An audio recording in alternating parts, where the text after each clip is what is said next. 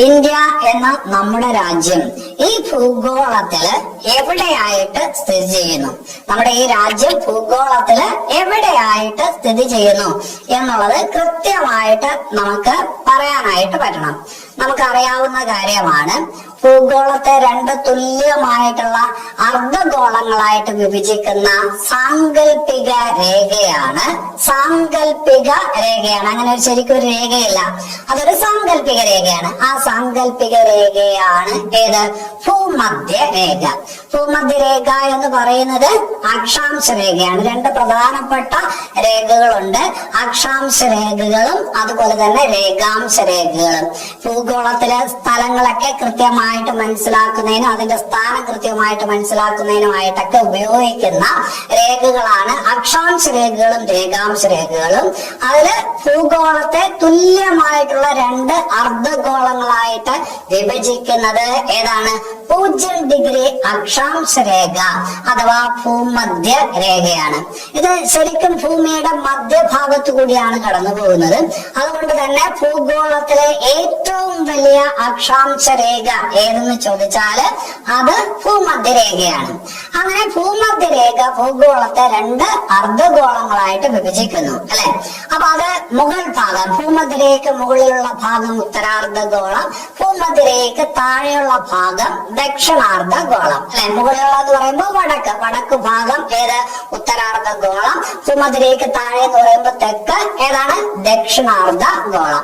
ഇങ്ങനെ രണ്ട് അർദ്ധഗോളങ്ങളുണ്ട്. ഇതിലെ ഏത് അർദ്ധഗോളത്തിലായിട്ടാണ് ഇന്ത്യ സ്ഥിതി ചെയ്യുന്നത് എന്നുള്ളതിനെ കുറിച്ച് നമ്മൾ ആദ്യം മനസ്സിലാക്കണം. അത് ഏത് അർദ്ധഗോളത്തിലാണ്? ഉത്തരാർദ്ധഗോളത്തിലാണ്. ഇന്ത്യ സ്ഥിതി ചെയ്യുന്നത് ഉത്തരാർദ്ധഗോളത്തിലാണ്. ശരി, ഇനി ഈ ഉത്തരാർദ്ധഗോളത്തില് കുറച്ചുകൂടി കൃത്യമായിട്ട് പറയണം. ഉത്തരാർദ്ധഗോളത്തില് എവിടെയായിട്ടാണ് എന്ന് ചോദിച്ചാല് 8 ഡിഗ്രിക്കും 37 ഡിഗ്രിക്കും ഇടയ്ക്കായിട്ടാണ്. 8 ഡിഗ്രി 37 ഡിഗ്രി അക്ഷാംശങ്ങൾക്ക് ഇടയ്ക്കാണ്. ഉത്തരാർദ്ധഗോളത്തിലെ അക്ഷാംശത്തെ നമ്മൾ ഉത്തര അക്ഷാംശം എന്ന് പറയും.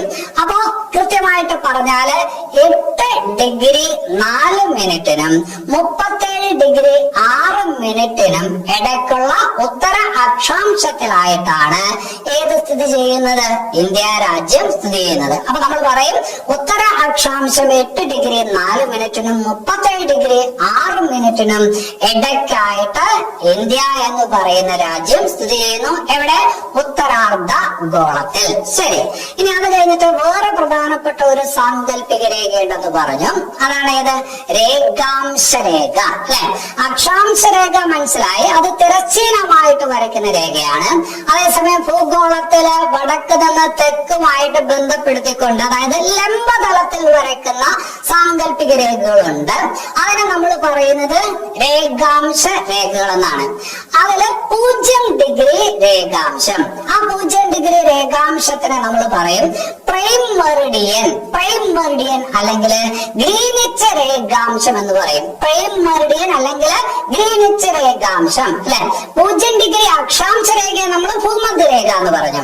അതേസമയം 0 ഡിഗ്രി രേഖാംശ രേഖയെ നമ്മൾ പറയും പ്രൈം മെറിഡിയൻ അല്ലെങ്കിൽ ഗ്രീനിച്ച് രേഖാംശം എന്ന് പറയും. ഗ്രീനിച്ച് എന്ന് പറയുന്നത് ഒരു സ്ഥലത്തിന്റെ പേരാണ്. ഇംഗ്ലണ്ടിലെ ഒരു സ്ഥലമാണ് ഗ്രീനിച്ച്.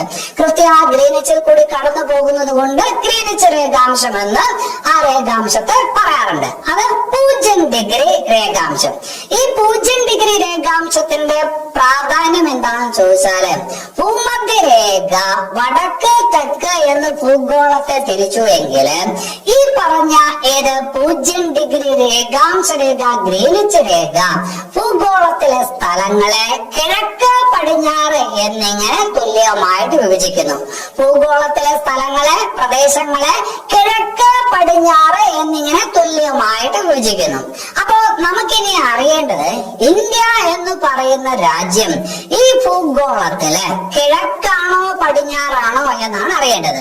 അതായത് ഗ്രീനിച്ച് രേഖയ്ക്ക് കിഴക്കാണോ ഗ്രീനിച്ച് രേഖയ്ക്ക് പടിഞ്ഞാറാണോ എന്നാണ് നമുക്ക് അറിയേണ്ടത്. നമ്മുടെ രാജ്യം സ്ഥിതി ചെയ്യുന്നത് ഗ്രീനിച്ച് രേഖയ്ക്ക് കിഴക്കായിട്ടാണ് അല്ലെ. ഉത്തരാർദ്ധ ഗോളത്തിലാണ്, ഗ്രീനിച്ച് രേഖയ്ക്ക് കിഴക്കായിട്ടാണ്. അപ്പൊ ഇന്ത്യയുടെ സ്ഥാനം എവിടെയാണ്? ഉത്തരാർദ്ധ ഗോളത്തിലാണ്. ഉത്തരാർദ്ധ ഗോളത്തിലാണ്. ശരി, അത് ഗ്രീനിച്ചിന് കിഴക്കാണോ പടിഞ്ഞാറാണോ? ഗ്രീനിച്ചിന് കിഴക്കാണ്. ഗ്രീനിച്ചിന് കിഴക്കെന്ന് പറയുമ്പോൾ അവിടെയുള്ള രേഖാംശത്തെ നമ്മൾ പറയുന്നത് പൂർവ്വ രേഖാംശം എന്നാണ്. പൂർവ്വ രേഖാംശം അല്ലെ. പൂർവ്വം എന്ന് പറഞ്ഞാൽ കിഴക്ക്. ഗ്രീനിച്ചിന് കിഴക്കുള്ള രേഖാംശത്തെ നമ്മൾ പറയുന്നത് പൂർവ്വ രേഖാംശമാണ്. അപ്പൊ അത് കുറച്ചുകൂടി കൃത്യമായിട്ട് പറഞ്ഞാല് 68 ഡിഗ്രിക്കും 97 ഡിഗ്രിക്കും പൂർവ്വ രേഖാംശം 68 ഡിഗ്രിക്കും 97 ഡിഗ്രിക്കും ഇടയിലായിട്ട് ഇന്ത്യ സ്ഥിതി ചെയ്യുന്നു. അക്ഷാംശം പറയുമ്പോ ഉത്തര അക്ഷാംശം 8 ഡിഗ്രിക്കും 37 ഡിഗ്രിക്കും ഇടയിലായിട്ട്, അതേസമയം രേഖാംശം പറയുമ്പോ പൂർവ്വ രേഖാംശം 68 ഡിഗ്രിക്കും 97 ഡിഗ്രിക്കും ഇടയിലായിട്ട് ഇന്ത്യ സ്ഥിതി ചെയ്യുന്നു. കുറച്ചുകൂടി കൃത്യമായിട്ട് പറഞ്ഞാല് പൂർവ്വ രേഖാംശം 68 ഡിഗ്രി 7 മിനിറ്റ്, അതുപോലെ തന്നെ 97 ഡിഗ്രി 2.5 മിനിറ്റ്. പൂർവ്വ രേഖാംശം 97 ഡിഗ്രി 2.5 മിനിറ്റ്. ഇതിന് ഇടയിലായിട്ട് ഏത് രാജ്യം സ്ഥിതി ചെയ്യുന്നു? നമ്മുടെ രാജ്യം സ്ഥിതി ചെയ്യുന്നു. അപ്പൊ അവിടെ ആദ്യം ഉറപ്പിക്കുക. അപ്പൊ നമ്മുടെ രാജ്യം ഉത്തരാർദ്ധ ഗോളത്തിലാണ്. ഉത്തരാർദ്ധ ഗോളത്തില് ഗ്രീനിച്ചിന് കിഴക്കായിട്ടാണ്. ഈ അക്ഷാംശങ്ങൾ കൃത്യമായിട്ട് കാണാതെ പഠിക്കണം. അക്ഷാംശവും പഠിക്കണം, രേഖാംശവും കൃത്യമായിട്ട് നിങ്ങൾ കാണാതെ പഠിക്കണം. പരീക്ഷയ്ക്ക് എപ്പോഴും ചോദിക്കുന്ന ഒരു ചോദ്യമാണ്. ഇനി അത് കഴിഞ്ഞിട്ട് നമ്മുടെ രാജ്യത്തു കൂടി എന്ത് കടന്നു പോകുന്നില്ല? ഭൂമധ്യരേഖ കടന്നു പോകുന്നില്ല. ഭൂമധ്യരേഖയ്ക്ക് മുകളിലായിട്ടാണ് 8 ഡിഗ്രി. ഭൂമധ്യരേഖ 0 ഡിഗ്രിയാണ്. നമ്മളെന്താണ്? ഭൂമധ്യരേഖയ്ക്ക് മുകളിലായിട്ടാണ്. മുകളിലെന്ന് പറയുമ്പോൾ 8 ഡിഗ്രി മുതലാണ് നമ്മുടെ രാജ്യം. അതിന്റെ തെക്ക് ഭാഗം വരുന്ന 8 ഡിഗ്രിയിലാണ്. അപ്പൊ നമ്മുടെ രാജ്യത്തു കൂടി ഏത് കടന്നു പോകുന്നില്ല? ഭൂമധ്യരേഖ കടന്നു പോകുന്നില്ല. പക്ഷെ നമ്മുടെ ഭൂഗോളത്തിൽ വരയ്ക്കുന്ന അക്ഷാംശ രേഖകളിൽ വളരെ പ്രധാനപ്പെട്ട ഒരു അക്ഷാംശ രേഖ ഏത് രാജ്യത്ത് കൂടി പോകുന്നു? നമ്മുടെ രാജ്യത്ത് കൂടി കടന്നു പോകുന്നു. അത് ഏത് അക്ഷാംശ രേഖയാണെന്ന് ചോദിച്ചാല് അത് ഉത്തരായന രേഖയാണ്. ഉത്തരായന രേഖ അഥവാ ട്രോപ്പിക് ഓഫ് ക്യാൻസർ, ഉത്തരായന രേഖ. അപ്പൊ പരീക്ഷയ്ക്ക് എപ്പോഴും ചോദിക്കുന്ന ഒരു പ്രധാനപ്പെട്ട ചോദ്യമാണ്, ഇന്ത്യയിലൂടെ കടന്നു പോകുന്ന പ്രധാനപ്പെട്ട അക്ഷാംശ രേഖ ഏത് എന്ന് ചോദിച്ചാല് അത് ഉത്തരായന രേഖയാണ്. ഉത്തരായന രേഖ എന്ന് പറയുമ്പോ 23.5 ഡിഗ്രി നോർത്ത് അക്ഷാംശം, അതായത് ഉത്തര അക്ഷാംശം 23.5 ഡിഗ്രി അതിലൂടെ പോകുന്ന രേഖയാണ് ഏത്? ഉത്തരായന രേഖ. അപ്പൊ ഇന്ത്യയിലൂടെ കടന്നു പോകുന്ന പ്രധാനപ്പെട്ട അക്ഷാംശ രേഖ, സാങ്കല്പിക രേഖ ഏത് എന്ന് ചോദിച്ചാല് ഉത്തരായന രേഖയാണ്. 23.5 ഡിഗ്രി നോർത്ത് അക്ഷാംശ രേഖ, അതാണ് ഇന്ത്യയിലൂടെ കടന്നു പോകുന്നത്. അവിടെ പരീക്ഷയ്ക്ക് എപ്പോഴും ചോദിക്കുന്ന ഒരു ചോദ്യമുണ്ട്, ഉത്തരായന രേഖ ഇന്ത്യയിലൂടെ കടന്നു പോകുന്നു, എത്ര സംസ്ഥാനങ്ങളിലൂടെ കടന്നു പോകുന്നു? ഉത്തരായന രേഖ ഇന്ത്യയിലെ എത്ര സംസ്ഥാനങ്ങളിലൂടെ കടന്നു പോകുന്നു എന്ന് ചോദിച്ചാല് 8 സംസ്ഥാനങ്ങളിൽ കൂടി കടന്നു പോകുന്നു. ഉത്തരായന രേഖ ഇന്ത്യയിലെ എത്ര സംസ്ഥാനങ്ങളിൽ കൂടി കടന്നു പോകുന്നു? 8 സംസ്ഥാനങ്ങളിലൂടെ കടന്നു പോകുന്നു. അത് അറിയണം. ആ 8 സംസ്ഥാനം ഏതൊക്കെയെന്ന് അറിയണം. താഴെ തന്നിരിക്കുന്നതിൽ ഉത്തരായന രേഖ കടന്നു പോകുന്നത്, കടന്നു പോകാത്തത് എന്നൊക്കെ പറഞ്ഞ് ചോദ്യങ്ങൾ ഉണ്ടാവും. അപ്പൊ ആ 8 സംസ്ഥാനങ്ങൾ ഏതൊക്കെയെന്ന് അറിയണം. അപ്പൊ അത് നമുക്ക് ഇന്ത്യയുടെ പടിഞ്ഞാറ് ഭാഗത്തു നിന്ന് തുടങ്ങാം. ആദ്യം ഗുജറാത്തിൽ കൂടി കടന്നു പോകുന്നുണ്ട്. പിന്നീട് ആ രേഖ ഏതിലൂടെ കടന്നു പോകുന്നു? അതായത് ഉത്തരായന രേഖ രാജസ്ഥാനിൽ കൂടി കടന്നു പോകുന്നു. അപ്പൊ പടിഞ്ഞാറ് ഭാഗത്ത് ആദ്യം കടന്നു പോകുന്നത് ഏത് സംസ്ഥാനത്തിലൂടെയാണ്? ഗുജറാത്തിലൂടെയാണ്. അത് കഴിഞ്ഞിട്ട് രാജസ്ഥാനിൽ കൂടി, അത് കഴിഞ്ഞിട്ട് മധ്യപ്രദേശിൽ കൂടി, അല്ലെ? 3 സംസ്ഥാനമായി. ഏതൊക്കെയാണ്? ഗുജറാത്ത്, രാജസ്ഥാൻ, മധ്യപ്രദേശ്. പിന്നെ അത് കഴിഞ്ഞിട്ട് മധ്യപ്രദേശ് മുറിച്ചു മാറ്റി ഉണ്ടാക്കിയ ഒരു സംസ്ഥാനമുണ്ട്, ഛത്തീസ്ഗഡ്. ഏതാണ്? ഛത്തീസ്ഗഡ്. ഗുജറാത്ത്, രാജസ്ഥാൻ, മധ്യപ്രദേശ്, ഛത്തീസ്ഗഡ് 4 സംസ്ഥാനമായി. ഇനി അത് കഴിഞ്ഞിട്ട് അടുത്തത് 5ാമത്തെ സംസ്ഥാനം എന്ന് പറയുന്നത് ജാർഖണ്ഡ് ആണ്. ബീഹാറില്ല, ജാർഖണ്ഡ് ആണ്. ജാർഖണ്ഡ് 5ാമത്തെ സംസ്ഥാനം. 6ാമത്തെ സംസ്ഥാനം എന്ന് പറയുന്നത് പശ്ചിമ ബംഗാളാണ്. പശ്ചിമ ബംഗാൾ ഇപ്പോൾ തന്നെ പഠിച്ചേക്കണം. ഗുജറാത്ത്, രാജസ്ഥാൻ, മധ്യപ്രദേശ്, ഛത്തീസ്ഗഡ്, ജാർഖണ്ഡ്. ജാർഖണ്ഡ് എന്ന് പറയുന്ന സംസ്ഥാനത്തോട് കടന്നു പോകുന്നു. പിന്നെ അത് കഴിഞ്ഞിട്ട് പശ്ചിമ ബംഗാൾ. പശ്ചിമ ബംഗാൾ 6ാമത്തെ സംസ്ഥാനം പശ്ചിമ ബംഗാളാണ്. പിന്നെ അത് കഴിഞ്ഞിട്ട് വടക്ക് കിഴക്കൻ സംസ്ഥാനങ്ങളിൽ ത്രിപുര. ഏതാണ്? ത്രിപുര എന്ന് പറയുന്ന സംസ്ഥാനം. ഇനി അത് കഴിഞ്ഞിട്ട് അങ്ങേയറ്റം ഒരു സംസ്ഥാനം കൂടി മിസോറാം. അപ്പൊ ഇവിടെ ഇപ്പൊ നിങ്ങൾ ശ്രദ്ധിക്കേണ്ട കാര്യം എന്താണ്? ഏറ്റവും പടിഞ്ഞാറ് ഭാഗത്ത് ആദ്യം കടന്നു പോകുന്നത് ഗുജറാത്തിൽ കൂടെയാണ്. അതേസമയം ഏറ്റവും കിഴക്ക് ഭാഗത്ത്, ഇന്ത്യയുടെ ഏറ്റവും കിഴക്ക് ഭാഗത്ത് അവസാനമായിട്ട് ഉള്ളത് ഏത് സംസ്ഥാനമാണ്? അത് മിസോറാമാണ്, അല്ലെ? അപ്പൊ ത്രിപുരയിൽ കൂടി പോകുന്നുണ്ട്, മിസോറാമിൽ കൂടി പോകുന്നുണ്ട്. ഏറ്റവും കിഴക്ക് ഭാഗത്ത്, അല്ലെ, ഉത്തരാഖണ്ഡിൽ കടന്നു പോകുന്ന ഏറ്റവും കിഴക്ക് ഭാഗത്തുള്ള സംസ്ഥാനം ഏതെന്ന് ചോദിച്ചാൽ മിസോറാമാണ്. ഇന്ത്യയുടെ ഏറ്റവും കിഴക്കേ അറ്റത്തുള്ള സംസ്ഥാനം ഏതെന്ന് ചോദിച്ചാൽ അരുണാചൽ പ്രദേശാണ്.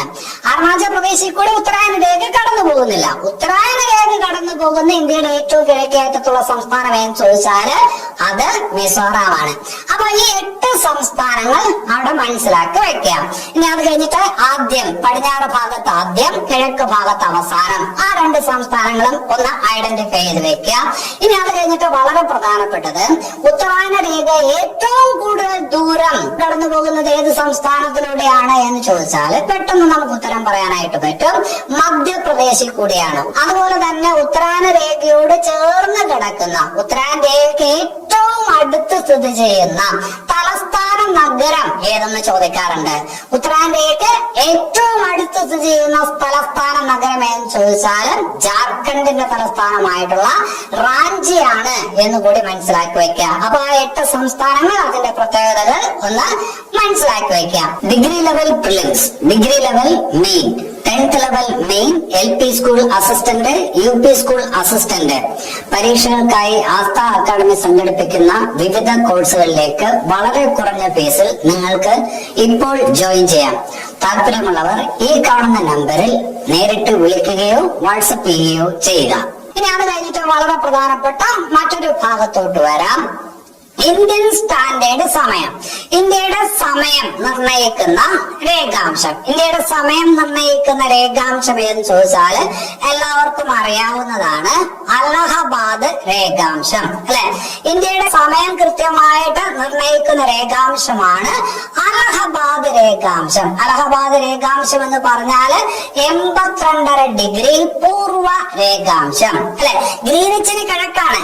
82.5 ഡിഗ്രി പൂർവ രേഖാംശം അഥവാ അലഹബാദ് രേഖാംശമാണ് ഇന്ത്യയുടെ സ്റ്റാൻഡേർഡ് സമയം കണക്കാക്കാൻ സഹായിക്കുന്ന രേഖാംശം എന്നുള്ളത് മനസ്സിലാക്കുക. അവിടെ നല്ല ഒരു ചോദ്യമുണ്ട്. 82.5 ഡിഗ്രി പൂർവ രേഖാംശം എന്ന് നമ്മൾ പറയും, അല്ലെ? വേറെ രീതിയിൽ അലഹബാദ് രേഖാംശം എന്ന് നമ്മൾ പറയും. അത് കൃത്യമായിട്ട് കടന്നു പോകുന്നത് ഉത്തർപ്രദേശിലെ ഒരു പട്ടണത്തിലൂടെയാണ്. ആ പട്ടണം ഏതെന്ന് പരീക്ഷയ്ക്ക് ചോദിക്കും. മിർസാപൂർ. ഏതാണ്? മിർസാപൂർ. അലഹബാദ് രേഖാംശം എന്ന് പറയുമെങ്കിലും ഈ പറഞ്ഞ 82.5 ഡിഗ്രി പൂർവ രേഖാംശം കൃത്യമായിട്ട് കടന്നു പോകുന്ന ഉത്തർപ്രദേശിലെ പട്ടണം ഏതെന്ന് ചോദിച്ചാൽ അലഹബാദ് അല്ല, അതേതാണ്? മിർസാപൂർ ആണ്, അല്ലെ? അപ്പൊ ഇന്ത്യയുടെ സമയം കണക്കാക്കുന്നതിന് നമ്മൾ ഉപയോഗപ്പെടുത്തുന്ന രേഖാംശ രേഖ ഏതാണ് എന്ന് ചോദിച്ചാല് അത് ഏത് രേഖയാണ്? 82.5 ഡിഗ്രി പൂർവ രേഖാംശമാണ്. സമയനിർണയത്തിനായിട്ടാണ് പ്രധാനമായിട്ടും രേഖാംശ രേഖകളെ ഉപയോഗപ്പെടുത്തുന്നത്. 2 രേഖാംശ രേഖകൾ തമ്മിലുള്ള അകലം അത് 1 ഡിഗ്രി ആണെങ്കിൽ 4 മിനിറ്റിന്റെ സമയ വ്യത്യാസം ഉണ്ടാവും. 2 രേഖാംശ രേഖകൾ തമ്മിലുള്ള അകലം എത്ര? 1 ഡിഗ്രി ആണെങ്കിൽ 4 മിനിറ്റിന്റെ വ്യത്യാസം ഉണ്ടാവും. 15 ഡിഗ്രി ആകുമ്പോഴോ 15 ഗുണം 4 60 മിനിറ്റിന്റെ വ്യത്യാസം ഉണ്ടാവും. അതിനെയാണ് നമ്മളൊരു സമയമേഖല എന്ന് പറയുന്നത്. ഒരു സമയമേഖല എന്ന് പറയുന്നത് 2 രേഖാംശങ്ങൾക്കിടയ്ക്കുള്ള അകലം 15 ഡിഗ്രി ആകുക എന്നുള്ളതാണ് ഒരു സമയമേഖല. അതായത് 60 മിനിറ്റ്. ഒരു സമയമേഖല എന്ന് പറയുമ്പോൾ 15 ഡിഗ്രി എന്ന് പറയുമ്പോഴത്തേക്കും 15 ഗുണം 4 മിനിറ്റ്. അപ്പൊ എത്ര വരും? 60 മിനിറ്റ്, അല്ലെ? അപ്പൊ അത് ഓർത്ത് വയ്ക്കണം. 82 ഡിഗ്രി ഈസ്റ്റ് രേഖാംശം, അതായത് 82 ഡിഗ്രി പൂർവ്വ രേഖാംശം. ഈ പറഞ്ഞ 82 ഡിഗ്രി പൂർവ്വ രേഖാംശം ഇന്ത്യയിലെ എത്ര സംസ്ഥാനങ്ങളിലൂടെ കടന്നു പോകുന്നു? ഇന്ത്യയിൽ എത്ര സംസ്ഥാനങ്ങളിലൂടെയാണ് 82 ഡിഗ്രി പൂർവ്വ രേഖാംശം കടന്നു പോകുന്നതെന്ന് ചോദിച്ചാല് 5 സംസ്ഥാനങ്ങളിൽ കൂടി കടന്നു പോകുന്നു. എത്ര സംസ്ഥാനങ്ങളിലൂടെയാണ്? 5 സംസ്ഥാനങ്ങളിൽ കൂടി കടന്നു പോകുന്നു. അതില് ഒരു സംസ്ഥാനം ഏത്? ഒരു സംസ്ഥാനം ആദ്യം നമുക്കറിയാം, അലഹബാദ്. അപ്പൊ അത് ഉത്തർപ്രദേശാണ്, അല്ലെ? 5 സംസ്ഥാനങ്ങളിൽ കൂടി അലഹബാദ് രേഖാംശം കടന്നു പോകുന്നു. അതിലൊരു സംസ്ഥാനം ഉത്തർപ്രദേശാണ്, വേറൊരു സംസ്ഥാനം മധ്യപ്രദേശാണ്, വേറൊരു സംസ്ഥാനം ഏതാണ്? ഛത്തീസ്ഗഡ് ആണ്, വേറൊരു സംസ്ഥാനം ഒഡീഷയാണ്, വേറൊരു സംസ്ഥാനം ആന്ധ്രാപ്രദേശാണ്. അപ്പോ അലഹബാദ് രേഖാംശം കടന്നു പോകുന്ന ഇന്ത്യയിലെ സംസ്ഥാനങ്ങൾ എത്ര? 5 സംസ്ഥാനങ്ങൾ. ഏതൊക്കെയാണ് 5 സംസ്ഥാനങ്ങള്? 1 ഉത്തർപ്രദേശ്, 2 മധ്യപ്രദേശ്, 3 ഛത്തീസ്ഗഡ്, 4 ഒഡീഷ. അത് കഴിഞ്ഞിട്ട് 5 ഏതാണ്? 5 എന്ന് പറയുന്നത് ആന്ധ്രാപ്രദേശാണ്, അല്ലെ? അപ്പൊ നമ്മൾ ഈ അലഹബാദ് രേഖാംശം കടന്നു പോകുന്ന 5 സംസ്ഥാനങ്ങളെ കുറിച്ച് മനസ്സിലാക്കിയല്ലോ. അതിലെ ദക്ഷിണേന്ത്യൻ സംസ്ഥാനം ഏത് മാത്രമാണ്? ആന്ധ്രാപ്രദേശ് മാത്രമാണ്. അപ്പൊ പരീക്ഷയ്ക്ക് ഇങ്ങനെയും ചോദിക്കാറുണ്ട്, ഏതാണ്? അലഹബാദ് രേഖാംശം കടന്നു പോകുന്ന ഏക ദക്ഷിണേന്ത്യൻ സംസ്ഥാനം ഏത് എന്ന് ചോദിച്ചാല് അതിന്റെ ഉത്തരം ഏതാണ്? ആന്ധ്രാപ്രദേശാണ് എന്നുള്ളത് അവിടെ മനസ്സിലാക്കി വെക്കാം. അപ്പൊ ഞാൻ നേരത്തെ വേറൊരു കാര്യം പറഞ്ഞു, രേഖാംശ രേഖകൾ എന്തിനു ഉപയോഗപ്പെടുത്തുന്നു? സമയം നിർണ്ണയിക്കുന്നതിന് ഉപയോഗപ്പെടുന്നു, അല്ലെ? അതേസമയം അക്ഷാംശ രേഖകൾ എന്തിനു ഉപയോഗപ്പെടുത്തുന്നു? പ്രധാനമായിട്ടും അക്ഷാംശ രേഖകൾ എന്ന് പറയുന്നത് 2 സ്ഥലങ്ങൾ തമ്മിലുള്ള അകലം മനസ്സിലാക്കുന്നതിനാണ് അക്ഷാംശ രേഖകൾ ഉപയോഗപ്പെടുത്തുന്നത്. ഇപ്പൊ 2 അക്ഷാംശങ്ങൾ തമ്മിലുള്ള അകലം 1 ഡിഗ്രി ആണെങ്കിൽ ആ 2 സ്ഥലങ്ങൾ തമ്മിലുള്ള ദൂരം 111 കിലോമീറ്റർ ആയിരിക്കും. അതേസമയം 2 രേഖാംശങ്ങൾ തമ്മിലുള്ള അകലം 1 ഡിഗ്രി ആണെങ്കിൽ അത് സമയ വ്യത്യാസം, അല്ലെ? ആ സമയ വ്യത്യാസം എത്രയായിരിക്കും? 4 മിനിറ്റ് ആയിരിക്കും. പക്ഷെ വേറൊരു കാര്യം കൂടി മനസ്സിലാക്കണം, ഈ അക്ഷാംശ രേഖാംശ രേഖകൾ ഒരുപോലെ ഉപയോഗപ്പെടുത്തിയിട്ടാണ് ഭൂഗോളത്തില് ഒരു സ്ഥലം എവിടെയെന്ന് കൃത്യമായിട്ട് നിർണയിക്കുന്നത് എന്ന് കൂടി മനസ്സിലാക്കി വെക്കണം. നമ്മുടെ ഈ പറഞ്ഞ GPS സംവിധാനമൊക്കെ പ്രവർത്തിക്കുന്നത് അക്ഷാംശ രേഖാംശ രേഖകളുടെ സഹായത്താലാണ് എന്ന് കൂടി മനസ്സിലാക്കി വെക്കണം. അപ്പൊ അക്ഷാംശ രേഖകൾ 2 സ്ഥലങ്ങൾ തമ്മിലുള്ള ദൂരം നിർണ്ണയിക്കുന്നതിൽ പ്രധാനപ്പെട്ടതാണ്. അതേസമയം രേഖാംശ രേഖകൾ എന്ന് പറയുന്നത് 2 സ്ഥലങ്ങൾ തമ്മിലുള്ള സമയ വ്യത്യാസം മനസ്സിലാക്കുന്നതിന് ഏത് ഉപയോഗപ്പെടുത്താം? രേഖാംശ രേഖകൾ ഉപയോഗപ്പെടുത്താം.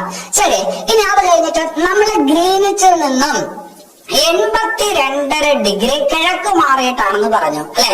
ഗ്രീനിച്ച് രേഖാംശത്തിൽ നിന്നും 82 ഡിഗ്രി കിഴക്ക് മാറിയിട്ടാണെന്ന് പറഞ്ഞു. 15 ഡിഗ്രി കിഴക്കോട്ട് മാറിയാൽ, ഗ്രീനിച്ച് എന്ന് 15 ഡിഗ്രി കിഴക്കോട്ട് മാറിയാൽ 1 മണിക്കൂറിന്റെ വ്യത്യാസം വരും. അപ്പോ 75 ഡിഗ്രി മാറിയാലോ? 15 75. 75 ഡിഗ്രി മാറുമ്പോഴോ 5 മണിക്കൂറിന്റെ വ്യത്യാസം വരും.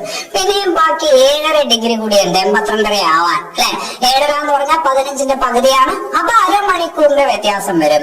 അപ്പൊ ഗ്രീനിച്ച് രേഖാംശത്തിൽ നിന്ന് 82 ഡിഗ്രി മാറി അലഹബാദ് രേഖാംശം. അപ്പോ സമയ വ്യത്യാസം എത്രയാണ്? 5.5 മണിക്കൂറിന്റെ വ്യത്യാസം ഉണ്ടായിരിക്കും. അതായത് ഇന്ത്യയിലെ സമയവും ഗ്രീനിച്ച് സമയവും തമ്മിലുള്ള വ്യത്യാസം എപ്പോഴും 5.5 മണിക്കൂറായിരിക്കും. ഇനി അത് കഴിഞ്ഞിട്ട് വേറൊരു കാര്യം കൂടി മനസ്സിലാക്കുക, ഗ്രീനിച്ചിന് കിഴക്കായിട്ടാണ് ഏതുള്ളത്? അലഹബാദ് രേഖാംശമുള്ളത്, അല്ലെ? അപ്പൊ ആദ്യം സൂര്യൻ വരുന്നത് എവിടെയാണ്? സൂര്യരശ്മികൾ വരുന്നത് എവിടെയാണ്? കിഴക്ക് ഭാഗത്താണ്, അല്ലെ? അപ്പോ ഗ്രീനിച്ചില് സൂര്യപ്രകാശം എത്തുന്നതിന് മുമ്പ് അത് എവിടെ എത്തും? അത് ഇന്ത്യയിലെത്തും, അല്ലെ? അപ്പൊ നമ്മുടെ സമയം മുമ്പിലാണോ പിറകിലാണോ? ഗ്രീനിച്ച് സമയത്തേക്കാൾ മുമ്പിലാണോ പിറകിലാണോ? തീർച്ചയായിട്ടും മുമ്പിലായിരിക്കും, അല്ലെ? നമ്മുടെ നാട്ടില് ആദ്യം പ്രകാശം എത്തിയതിനു ശേഷമേ ഇംഗ്ലണ്ടിലോട്ട് ചെല്ലൂ, അതായത് ഇന്ത്യക്ക് പടിഞ്ഞാറോട്ട് ചെല്ലുള്ളൂ. അപ്പൊ ആദ്യം നമുക്കാണ് സൂര്യപ്രകാശം ലഭിക്കുന്നത്, അല്ലെ? ഗ്രീനിച്ചുമായിട്ട് താരതമ്യപ്പെടുത്തുമ്പോ. അപ്പോ ഇന്ത്യൻ സമയം ഗ്രീനിച്ച് സമയത്തേക്കാൾ മുമ്പിലാണ്, അല്ലെ? അപ്പൊ അത് എത്ര മണിക്കൂർ മുമ്പിലാണ്? 5.5 മണിക്കൂർ മുമ്പിലാണ്. അപ്പൊ എന്താണ് 5.5 മണിക്കൂർ വ്യത്യാസം വന്നത്? 5.5 മണിക്കൂർ മുന്നിലാവുന്നത് എങ്ങനെയാണ് എന്നുള്ള കാര്യം കൂടി അവിടെ മനസ്സിലാക്കി വയ്ക്കുക. ഇനി അത് കഴിഞ്ഞിട്ട് വേറൊരു ഭാഗത്തോട്ട് വരാം. നമ്മുടെ ഇന്ത്യയുടെ ഭൂപടം നിങ്ങളുടെ മനസ്സിലുണ്ട്, ഇന്ത്യയുടെ ഭൂപടം നിങ്ങളുടെ മനസ്സിലുണ്ട്. ഇന്ത്യയുടെ ഏറ്റവും വടക്കേ അറ്റത്തുള്ള ഭാഗം, ഇന്ത്യയുടെ ഏറ്റവും വടക്കേ അറ്റം ഏതാണെന്ന് ചോദിച്ചാല് ഇന്ദിരാക്കോളാണ്. ഇന്ത്യയുടെ ഏറ്റവും വടക്കേറ്റം ഏതാണ്? ഇന്ദിരാക്കോൾ. ഇന്ദിരാക്കോൾ എന്ന് പറയുന്നത് എവിടെയാണെന്ന് അറിയാമോ? ലഡാക്ക് എന്ന് പറയുന്ന കേന്ദ്രഭരണ പ്രദേശത്തിലാണ്. ഇന്ദിരാക്കോൾ എവിടെയാണ്?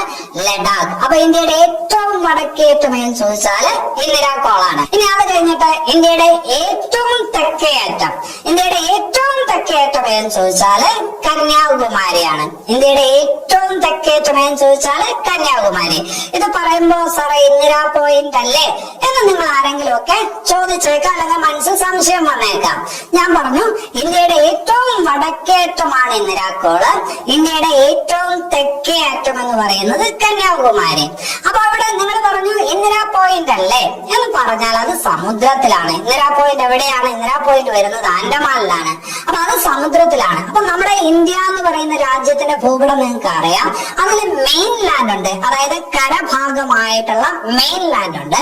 മെയിൻ ലാൻഡിൽ നിന്ന് മാറി ദ്വീപുകളുണ്ട്. ആ ദ്വീപുകളുടെ ഭാഗത്തും പ്രദേശമുണ്ട്. അപ്പൊ അവിടെ വരുന്ന ഒരു പ്രദേശമാണ് ഏത്? ഇന്ദിരാ പോയിന്റ്. അപ്പൊ നമ്മൾ ആ മെയിൻ ലാൻഡ് എടുക്കുമ്പോ മെയിൻ ലാൻഡിന്റെ ഏറ്റവും വടക്കേ അറ്റം ഏതാണ്?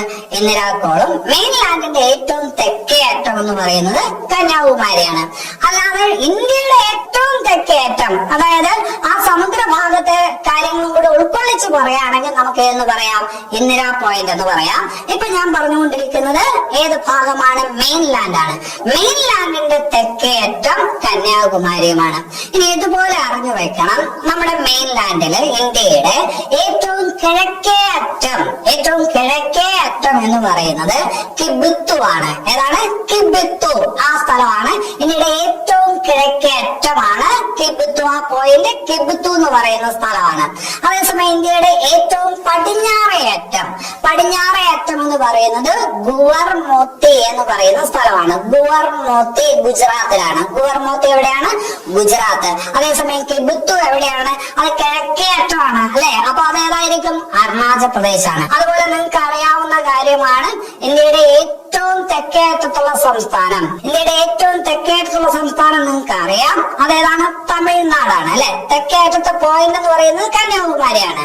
അപ്പൊ തെക്കേ അറ്റത്തുള്ള സംസ്ഥാനം എന്ന് ചോദിച്ചാൽ കന്യാകുമാരി വരുന്ന സംസ്ഥാനം ഏതാണ്? തമിഴ്നാട്. തമിഴ്നാട്. അതുപോലെ ഇന്ത്യയുടെ ഏറ്റവും കിഴക്കേ അറ്റത്തുള്ള സംസ്ഥാനം, കിഴക്കേ അറ്റത്തുള്ള സംസ്ഥാനം ഏതാണ്? ഉദയസൂര്യന്റെ നാട്. സൂര്യരശ്മികൾ ആദ്യം ഇന്ത്യയിൽ എത്തുന്നത് അവിടെയാണ്. ഏതാണ്? അരുണാചൽ പ്രദേശ്. അരുണാചൽ പ്രദേശാണ് ഏറ്റവും കിഴക്കേ അറ്റത്തുള്ള സംസ്ഥാനം അല്ലെ? ഇന്ത്യയുടെ ഏറ്റവും പടിഞ്ഞാറേ അറ്റത്തുള്ള സംസ്ഥാനം ഏതെന്ന് ചോദിച്ചാലോ അത് നിങ്ങൾക്ക് അറിയാം, അത് ഗുജറാത്താണ്. പടിഞ്ഞാറേ അറ്റത്തുള്ള സംസ്ഥാനം ഗുജറാത്താണ്. അതുപോലെ ഇന്ത്യയുടെ വടക്കേ അറ്റത്തുള്ള സംസ്ഥാനം, വടക്കേ അറ്റത്തുള്ള സംസ്ഥാനം ഏതെന്ന് ചോദിച്ചാല് അത് ഹിമാചൽ പ്രദേശാണ് അല്ലെ? പണ്ട് നമ്മൾ കാശ്മീർ എന്ന് പറയായിരുന്നു, ഇപ്പൊ അത് സംസ്ഥാനമല്ല. അപ്പൊ ഏറ്റവും എവിടെയുള്ളത്? വടക്കേ അറ്റത്തുള്ള സംസ്ഥാനം എന്ന് ചോദിച്ചാൽ ഹിമാചൽ പ്രദേശാണ്. ഹിമാചൽ പ്രദേശാണ്. ഏറ്റവും വടക്കേ അറ്റത്തുള്ള കേന്ദ്രഭരണ പ്രദേശം എന്ന് ചോദിച്ചാല് നമുക്ക് ലഡാക്ക് എന്ന് പറയാം. ഇപ്പൊ ഏറ്റവും വടക്കേ അറ്റത്തുള്ള കേന്ദ്രഭരണ പ്രദേശം ഏതാണ്? ലഡാക്കാണ്. സംസ്ഥാനം എന്ന് ചോദിച്ചാൽ ഏതാണ്? ഹിമാചൽ പ്രദേശാണ്. അപ്പൊ അത്രയും കാര്യങ്ങൾ അവിടെ ഓർക്കണം. ഇനി അത് കഴിഞ്ഞിട്ട് നമുക്ക് അറിയാവുന്ന കാര്യമാണ് ഇന്ത്യക്ക് 28 സംസ്ഥാനങ്ങളുണ്ട്. ഇന്ത്യക്ക് 28 സംസ്ഥാനങ്ങളുണ്ട്, 8 കേന്ദ്രഭരണ പ്രദേശങ്ങളുമുണ്ട്. ഡൽഹി ഉൾപ്പെടെ 8 കേന്ദ്രഭരണ പ്രദേശങ്ങളുമുണ്ട്. ഓർത്തു വെക്കണം, വിദ്യാഭ്യാസ മന്ത്രിക്ക് പോലും മാറിപ്പോകുന്നതാണ്. അപ്പൊ 28 സംസ്ഥാനങ്ങൾ ഇന്ത്യക്കുണ്ട്, ഡൽഹി ഉൾപ്പെടെ 8 കേന്ദ്രഭരണ പ്രദേശങ്ങളുണ്ട്. അവിടെ ഒരു കാര്യം മനസ്സിലാക്കാനുള്ളത്, ഈ 28 സംസ്ഥാനങ്ങളിൽ 9 സംസ്ഥാനങ്ങൾക്കാണ് കടൽ തീരമുള്ളത്. അതായത് കടലുമായി ബന്ധമുള്ള ഇന്ത്യയിലെ സംസ്ഥാനങ്ങൾ എത്രയാണെന്ന് ചോദിച്ചാല് 9 സംസ്ഥാനങ്ങളാണ്. കടലുമായി ബന്ധമുള്ള കേന്ദ്രഭരണ പ്രദേശങ്ങൾ ഏതൊക്കെയെന്ന് ചോദിച്ചാല് 4 കേന്ദ്രഭരണ പ്രദേശങ്ങളാണ്. അപ്പോ 28 സംസ്ഥാനങ്ങളുണ്ട്, 8 കേന്ദ്രഭരണ പ്രദേശങ്ങളുണ്ട് ഡൽഹി ഉൾപ്പെടെ ഇന്ത്യയിൽ. അതില് കടലുമായി ബന്ധമുള്ള ഇന്ത്യയിലെ സംസ്ഥാനങ്ങൾ എത്രയാണെന്ന് ചോദിച്ചാൽ 9 സംസ്ഥാനങ്ങളാണ്. എത്ര കേന്ദ്രഭരണ പ്രദേശങ്ങളുണ്ടെന്ന് ചോദിച്ചാല് 4 കേന്ദ്രഭരണ പ്രദേശങ്ങളാണ്. ആ 9 സംസ്ഥാനങ്ങൾ ഏതൊക്കെയാണ്? ഇന്ത്യയുടെ ഭൂപടം നിങ്ങൾക്ക് മനസ്സിൽ അത് വേണം. ഭൂപടം ഉണ്ടെങ്കിൽ നമുക്ക് മോളിൽ നിന്ന് പറഞ്ഞു വരുമ്പോ ആദ്യം പടിഞ്ഞാറ് ഭാഗത്തുനിന്ന് വരാം. ഗുജറാത്ത് അല്ലെ, 9 സംസ്ഥാനങ്ങൾ, ഒരു സംസ്ഥാനം ഗുജറാത്താണ്. താഴോട്ട് വന്നാല് മഹാരാഷ്ട്ര, കുറച്ചുകൂടി താഴോട്ട് വന്നാല് ഗോവയായി. അത് കഴിഞ്ഞ് താഴോട്ട് വന്നാല് കർണാടക, അത് കഴിഞ്ഞ് താഴോട്ട് വന്നാല് കേരളം അല്ലെ.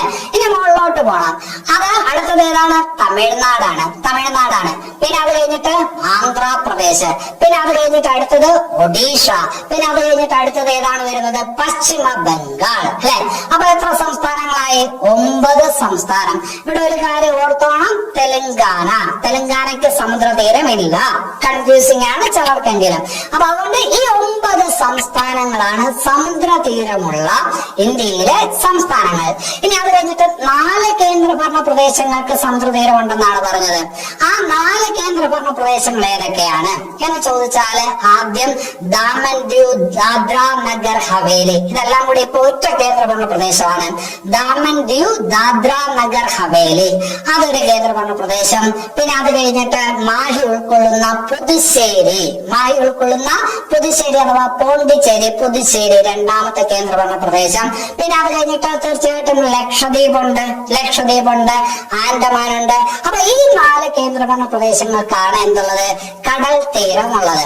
ഇതിൽ ഏറ്റവും കൂടുതൽ കടൽ തീരമുള്ളത് ആർക്കെന്ന് ചോദിച്ചാൽ, അതായത് സംസ്ഥാനവും കേന്ദ്രഭരണ പ്രദേശവും എല്ലാം കൂടെ ചേർത്ത് ചോദിക്കുകയാണെങ്കിൽ ആൻഡമാനാണ്.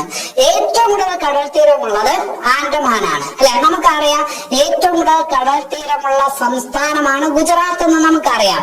ഗുജറാത്തിനേക്കാൾ കടൽ തീരം അളന്നു നോക്കുമ്പോൾ ഏതിനുണ്ടാവും? ആൻഡമാൻ ഉണ്ടാവും. എന്നാലും ഏറ്റവും കൂടുതൽ കടൽ തീരമുള്ള ഇന്ത്യൻ സംസ്ഥാനം എന്ന് ചോദിച്ചാല് ഗുജറാത്താണ്. മനസ്സിൽ വേണം, ഗുജറാത്തിനേക്കാൾ കൂടുതൽ കടൽ തീരം ആർക്കുണ്ട്? ആൻഡമാനുണ്ട്. ഇനി അത് കഴിഞ്ഞിട്ട് അവിടെ വേറൊരു ചോദ്യം സാധാരണഗതിയിൽ ചോദിക്കുന്നത്, ഏറ്റവും കൂടുതൽ കടൽ തീരമുള്ള ദക്ഷിണേന്ത്യൻ സംസ്ഥാനം ഏതാണ്? ഏറ്റവും കൂടുതൽ കടൽ തീരമുള്ള സംസ്ഥാനം നമുക്കറിയാം ഗുജറാത്താണ്. ഏറ്റവും കൂടുതൽ കടൽ തീരമുള്ള ദക്ഷിണേന്ത്യൻ സംസ്ഥാനം എന്ന് ചോദിച്ചാൽ ഇപ്പോ കേന്ദ്ര ഗവൺമെന്റിന്റെ കണക്കുകൾ അനുസരിച്ച് തമിഴ്നാടാണ്. ഏറ്റവും കൂടുതൽ കടൽ തീരമുള്ള സംസ്ഥാനം എന്ന് ചോദിച്ചാൽ തമിഴ്നാടാണ്. മുമ്പ് നമ്മൾ ആന്ധ്രാപ്രദേശ് എന്ന് പറയുമായിരുന്നു, ഇപ്പൊ അല്ല. തമിഴ്നാടാണ് കേന്ദ്ര ഗവൺമെന്റിന്റെ പുതിയ കണക്കുകൾ പ്രകാരം ഏറ്റവും കൂടുതൽ കടൽ തീരം ഉള്ള സംസ്ഥാനം തമിഴ്നാട്. ഒരു കാര്യം കൂടി അവിടെ മനസ്സിലാക്കി വെക്കണം, തീരശോഷണം. ആ ഒരു വാക്ക് നിങ്ങൾ കേട്ടിട്ടുണ്ടാവും. ഈ അടുത്ത കാലത്തൊക്കെ കേരളത്തിൽ ഒരുപാട് കേൾക്കുന്ന വാക്കാണ് തീരശോഷണം അല്ലെ. കടല് കയറുന്നു, തീരമിടിഞ്ഞ് ഈ പറഞ്ഞ അകത്തോട്ട് പൊയ്ക്കൊണ്ടിരിക്കുന്ന, കടലിലോട്ട് പൊയ്ക്കൊണ്ടിരിക്കുന്നു. ഇങ്ങനെ തീരശോഷണം സംഭവിക്കുന്നുണ്ട് നമ്മുടെ കടൽ തീരങ്ങൾക്ക്. നമ്മുടെ കേരളത്തില് വിഴിഞ്ഞത്തും അതുപോലെ തന്നെ കൊല്ലത്തെ ഇരവിപുരവും ഒക്കെ ഒരുപാട് തീരശോഷണം സംഭവിച്ചുകൊണ്ടിരിക്കുന്ന പ്രദേശങ്ങളാണ് എന്ന് നമ്മൾ വാർത്തയിൽ നിന്ന് മനസ്സിലാക്കുന്നുണ്ട്. ഇന്ത്യയിൽ ഏറ്റവും കൂടുതൽ തീരശോഷണം സംഭവിച്ചുകൊണ്ടിരിക്കുന്ന സംസ്ഥാനം ഏതാണ്? ഇന്ത്യയിൽ ഏറ്റവും കൂടുതൽ തീരശോഷണം സംഭവിച്ചുകൊണ്ടിരിക്കുന്ന സംസ്ഥാനം എന്ന് ചോദിച്ചാല് പശ്ചിമ ബംഗാളാണ് എന്ന് പറയണം. ഇനി അത് കഴിഞ്ഞിട്ട് വേറൊരു ഭാഗത്തോട്ട് വരാം. ഇത് നിങ്ങൾ ഭൂമിശാസ്ത്രം പഠിക്കാൻ തുടങ്ങുമ്പോൾ അത്യാവശ്യമായിട്ട് മനസ്സിലാക്കി വെക്കേണ്ട കാര്യമാണ്. ഇന്ത്യയുടെ ആകെ വിസ്തീർണം എത്ര? ഇന്ത്യയുടെ ആകെ വിസ്തീർണം എന്ന് പറയുന്നത് 32,87,263 ചതുരശ്ര കിലോമീറ്റർ ആണ്. കിലോമീറ്റർ സ്ക്വയർ, ചതുരശ്ര കിലോമീറ്റർ ആണ് അല്ലെ. അപ്പൊ ഇന്ത്യയുടെ ആകെ വിസ്തീർണം എന്ന് പറയുന്നത് 32,87,263 ചതുരശ്ര കിലോമീറ്റർ ആണ് ഇന്ത്യയുടെ ആകെ വിസ്തീർണം. ഇത് ലോകത്തെ ആകെ കരഭാഗത്തിന്റെ 2.4%. ലോകത്തെ ആകെ ഭൂവിസ്തീർണത്തിന്റെ 2.4% ഇന്ത്യയുടെ ഭൂവിസ്തൃതി എന്നുകൂടി മനസ്സിലാക്കി വെക്കുക. 2.4%. നമുക്കറിയാം ലോകത്തെ ഏറ്റവും വലിയ 7ാമത്തെ രാജ്യമാണ് ഇന്ത്യ. ലോകത്തെ ഏറ്റവും കൂടുതൽ ജനസംഖ്യയുള്ള 2ാമത്തെ രാജ്യമാണ് ഇന്ത്യ അല്ലെ. ചൈനയ്ക്ക് തൊട്ട് പിറകിലെ 2ാം സ്ഥാനത്താണ്. ലോക ജനസംഖ്യയുടെ 17.7% ഈ ഇന്ത്യ രാജ്യത്താണ്. ലോക ജനസംഖ്യയുടെ 17.7% ഇന്ത്യ രാജ്യത്താണ്. ലോകത്തിന്റെ ഭൂവിസ്തൃതിയുടെ 2.4% മാത്രമാണ് ഇന്ത്യ. ഇന്ത്യ ലോകത്ത് 7ാമത്തെ വലിയ രാജ്യമാണ്. അതിന്റെ വിസ്തീർണം 32,87,263 ചതുരശ്ര കിലോമീറ്റർ. ഉറപ്പിച്ചു വെക്കണം, അത്യാവശ്യമാണ്. ഇനി അത് കഴിഞ്ഞിട്ട് വേറൊരു കാര്യം കൂടി പരീക്ഷയ്ക്ക് ചോദിക്കും. ഇന്ത്യയുടെ തെക്ക് വടക്ക് നീളം അല്ലെ, കന്യാകുമാരി മുതല് നമ്മൾ നേരത്തെ പറഞ്ഞ ഇന്ദിരാക്കോൾ വരെ ഇന്ത്യയുടെ എങ്ങനെ തെക്ക് വടക്ക് നീളം, ഇന്ത്യയുടെ തെക്ക് വടക്ക് നീളം എത്രയാണെന്ന് ചോദിച്ചാല് 3214 കിലോമീറ്റർ ആണ്. തെക്ക് വടക്ക് നീളം 3214 കിലോമീറ്റർ ആണ്. ഇനി വേറൊരു നീളം പറയുമല്ലോ, എങ്ങനെ പറയാം? കിഴക്ക് പടിഞ്ഞാറ് നീളം അല്ലെങ്കിൽ പടിഞ്ഞാറ് കിഴക്ക് നീളം. പടിഞ്ഞാറ് കിഴക്ക് നീളം എന്ന് പറഞ്ഞാൽ ഗുവാഹത്തി എന്ന് പറയുന്ന പോയിന്റിൽ നിന്ന് കിബുത്തു, അരുണാചൽ പ്രദേശിലെ കിബുത്തു എന്ന് പറയുന്ന പോയിന്റിലോട്ടുള്ള ദൂരമാണ്. അതായത് എങ്ങനെ പടിഞ്ഞാറ് കിഴക്ക് അല്ലെങ്കിൽ കിഴക്ക് പടിഞ്ഞാറ് ദൂരം എത്രയാണെന്ന് ചോദിച്ചാൽ 2933 കിലോമീറ്റർ ആണ്. അങ്ങോട്ടും ഇങ്ങോട്ട് മാറിപ്പോ 3214 കിലോമീറ്റർ. അതേതാണ് നിങ്ങളുടെ മനസ്സിലുണ്ട്? ആ പടം നോക്കുമ്പോൾ നിങ്ങൾക്ക് മനസ്സിലാവും. 3214 കിലോമീറ്റർ എന്ന് പറയുമ്പോ തെക്ക് വടക്ക് ദൂരമാണ്.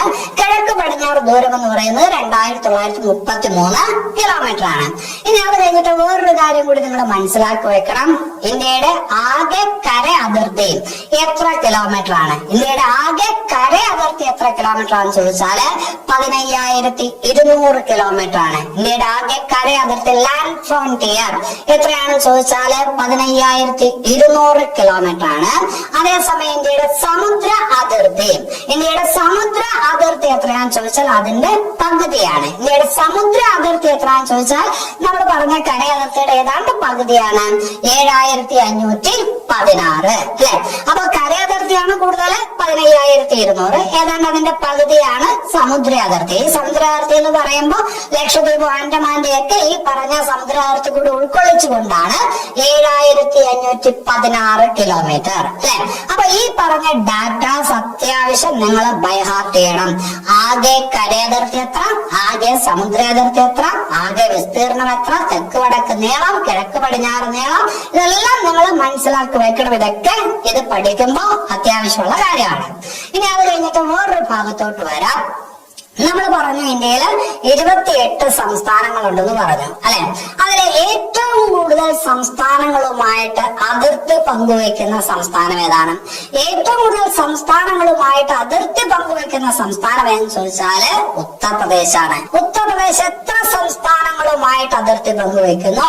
8 സംസ്ഥാനങ്ങളുമായിട്ട് അതിർത്തി പങ്കുവെക്കുന്നു. ഉത്തർപ്രദേശ് 8 സംസ്ഥാനങ്ങളുമായി അതിർത്തി പങ്കുവെക്കുന്നു. ഒരു കേന്ദ്രഭരണ പ്രദേശവുമായിട്ടും അതിർത്തി പങ്കുവെക്കുന്നു.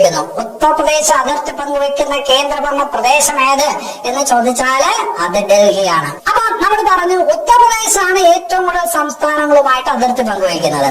അങ്ങനെയാണെങ്കിൽ ഏറ്റവും കുറച്ച് സംസ്ഥാനങ്ങളുമായിട്ട് അതിർത്തി പങ്കുവെക്കുന്ന സംസ്ഥാനം, ഏറ്റവും കുറച്ച് സംസ്ഥാനങ്ങളുമായിട്ട് അതിർത്തി പങ്കുവെക്കുന്ന സംസ്ഥാനം എന്ന് ചോദിച്ചാല് 2 ഉത്തരമുണ്ട്. ഒന്ന് സിക്കിമും മേഘാലയയും. ഇത് എത്ര സംസ്ഥാനങ്ങളുമായിട്ടാണ് അതിർത്തി പങ്കുവെക്കുന്നത്? ഒറ്റ സംസ്ഥാനമായിട്ട് മാത്രമേ സിക്കിമും മേഘാലയയും എന്ത് ചെയ്യുന്നുള്ളൂ? അതിർത്തി പങ്കുവെക്കുന്നുള്ളൂ. സിക്കിം അതിർത്തി പങ്കുവെക്കുന്ന ഏക ഇന്ത്യൻ സംസ്ഥാനം ഏത്? ഒരുപാട് പരീക്ഷയ്ക്ക് ചോദിച്ചിട്ടുണ്ട്. പശ്ചിമ ബംഗാൾ. സിക്കിം അതിർത്തി പങ്കുവെക്കുന്ന ഏക ഇന്ത്യൻ സംസ്ഥാനം ഏതെന്ന് ചോദിച്ചാല് അത് പശ്ചിമ ബംഗാളാണ്.